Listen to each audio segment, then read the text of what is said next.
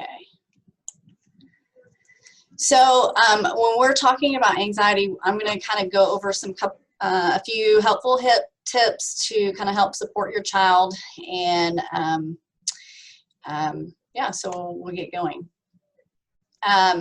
First thing is, what is anxiety really? And anxiety is the body's natural response to stress. And the feeling of fear and the anticipation of what is to come. So when you think about something that's fearful and you're really worried about it and you're thinking about it, it's always what's the anticipatory time before the event that happens, because it's kind of the unknown. Research has shown that 1 in 3 teens will be diagnosed with some sort of anxiety disorder before the age of 18. And that jumps out to me because if you think about that was before COVID, now COVID has hit and I'm seeing a lot more anxious kids, but just 1 in 3 before the age of 18. So it starts early in childhood. So what we need to think about and talk about is a little bit about tolerating uncomfortable feelings. We don't want to eliminate anxiety altogether. We want to kind of manage it, tolerate it. The goal is to really teach the kids how to tolerate anxiety, that they will get through it. You don't want to try to remove the stress that triggers the anxiety. You want to keep the kids and give the kids tips to help them manage and to function as best as they can in the moment. So if they're feeling anxious, allowing them to feel the feelings, talk through them, give a couple of helpful tips, and let them know that this too shall pass. We also want to help them, encourage them to face their fears and not avoid them. Research has shown that if we avoid them, it makes it worse. So if we avoid, let's say they're really anxious about coming to school. Well, if we keep them home and we don't have them go to school to face, social anxiety and fear of failing a test or whatever the case may be, that in the short term, yes, avoiding is good, right? But in the long term, it just makes it worse, because eventually they're going to learn that they can get out of things without having to face them, because it's uncomfortable. No one likes to be in uncomfortable situations. But it's shown that the coping mechanisms that they have learned is that they can be manipulative about learning about fear, avoiding fear. So if they don't want to go to school and you keep them home, when they start crying and hyperventilating, yes, we want to kind of encourage them to kind of go to school so that they don't kind of put that back on, they don't learn that going to school is a bad thing, or staying home is a good thing. So we want to encourage them to go to school, even if they have school fear. The next one is express confidence in your child. So if you're confident in them and their abilities, they will begin to feel confident in themselves. So expressing confidence by telling your child that they will be okay, and they will be able to manage as they face their fears. It might take a little bit of time, but the anxiety will actually lower the more that they face their fears. And I'm not saying just throw them in school or throw them into a situation, but helping them gain confidence and helping them walk slowly into whatever they're fearful of. And then the next one would be validate and respect the feelings. Validating doesn't always mean agreeing. So if a child doesn't want to go to school, yeah, you might not agree with that, right? But you want to actually validate it. Like, okay, I understand. For example, my son is fearful of the fire drills at school, and so he always says he has a headache. He always says he doesn't want to go to school. He's fearful of those every day. And so when I may not agree with it, the fire drill's loud and yes, it's scary.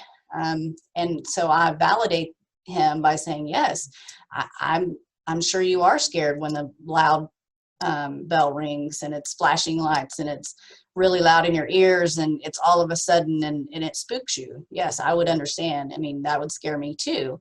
But I know that you can get through this. I know that it may not, the more you experience it, the more you walk through it, the less it will bother you, because you will know that it's just a drill. And then asking open-ended questions. So you want to ask them, you want to encourage them to talk about their feelings and how they're feeling about certain things. So you want to say, how are you feeling about the science test, for example? But you want to avoid leading questions. So for example, are you anxious about the science test, or are you worried about going to school because there's a fire drill?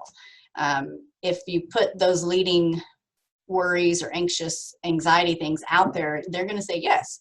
But if you ask them their feelings, they may not say anxious. Maybe they're excited, but they don't know the excitement or nervousness that they're feeling. So we also want to reduce or eliminate the anticipatory period. So that's the time right before whatever the trigger is that sets them off. You want to kind of shorten that if possible. For example, I made the mistake of my son had a fire drill, and I announced it to him the day before, because I thought, well, if I tell him it's about to happen, then he can kind of get it in his mind and be okay with it. But he did the very opposite. It was the day before the fire drill, and he shut down. He was crying. He didn't want to go to sleep. He was scared to go to sleep because he knew he was going to get up in the morning and go to school. And so that was, and then all the way to school, he was crying. He didn't want to go. He was worried that the fire drill was going to go off. But if I would have told him the day before the fire drill or the day of the fire drill going to school, or actually not even mention it to him, it would keep that time trigger short. And so and then he would develop the time of, okay, I can face this because it wasn't as bad as what I thought. Because we always over exaggerate things when we're thinking through hard situations.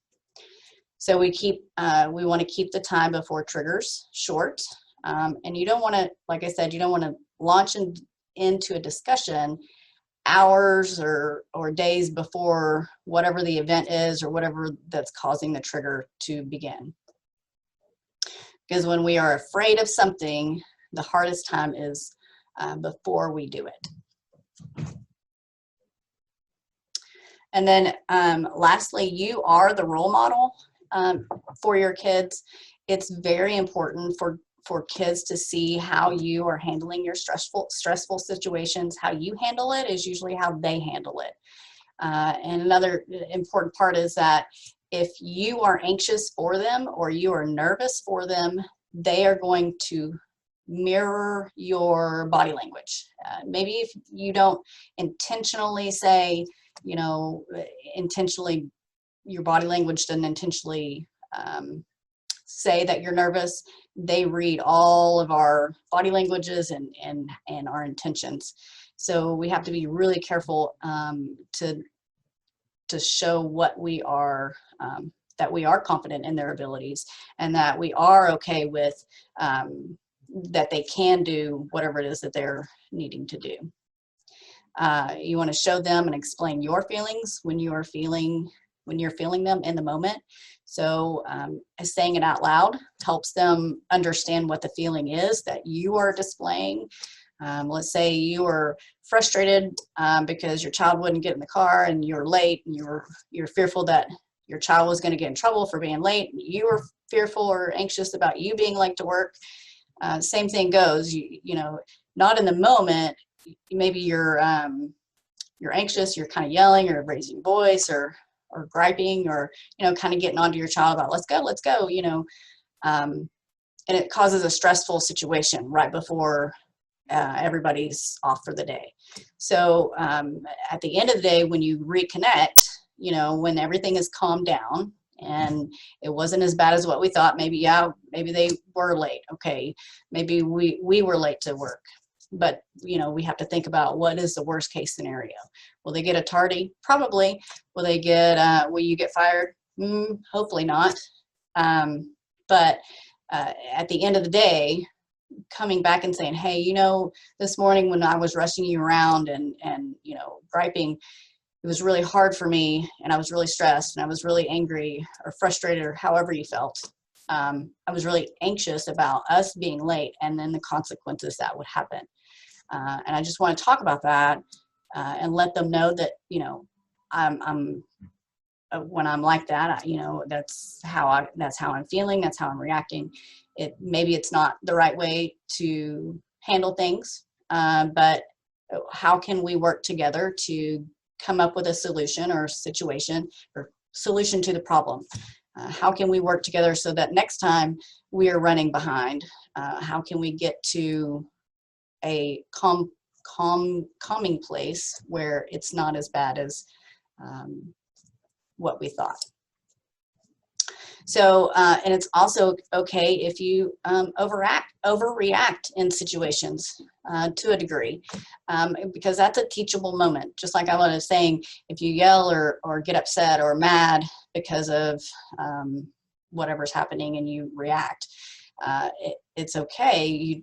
As long as you go back and doing that teach piece of, when I was upset, this is what made me upset, and this is why, and this is how, maybe we can work together to figure something else out.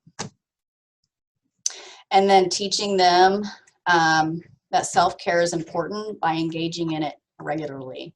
It's so very important for you as parents to engage in self-care, whether that be take a moment, take a break,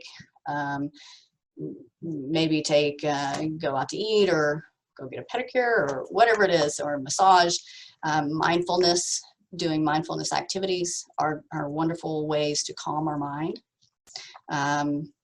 And so teaching them that self-care is very important.